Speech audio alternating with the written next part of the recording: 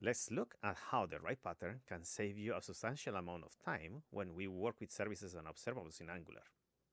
This code in our service.ts file, we see an abstraction of the HTTP client injector to make calls to an API endpoint.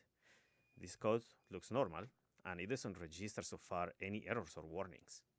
And in this component.ts file, we are creating a dependency injection from our service, which I call here API service.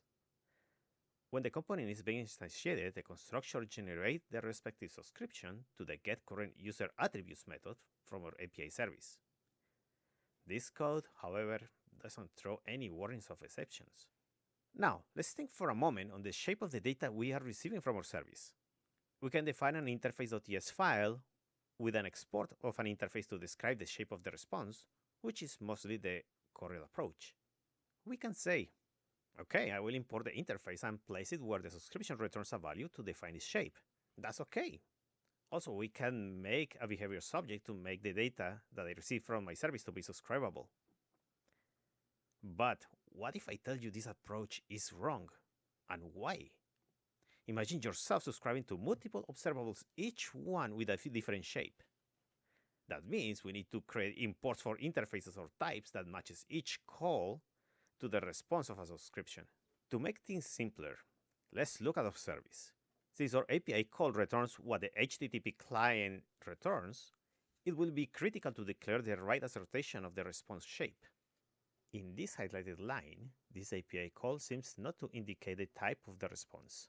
If we pass the mouse over, we can see it returns an observable object, but object can be anything. So, we can do something nice here and make use of a generic type, which I will call T. It will assert the response type for our API call method. Next, we ensure each case statement inside of our switch provides the right output type by using the generic type. Finally, we can use in our getCurrentUsersAttribute to pass a generic type for the kind of the response in a way that is easy to implement.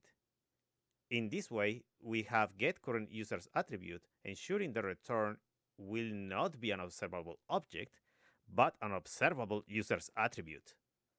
That said, how we make our component.ts to be easy to read if we have many subscriptions. We can remove the import of the type and remove from the subscription user attributes, so it will assert the right type. Since our subscription is passing data as a response, now our response data contains the right shape. It is asserted by the service. This approach is quite useful if you are handling several subscriptions.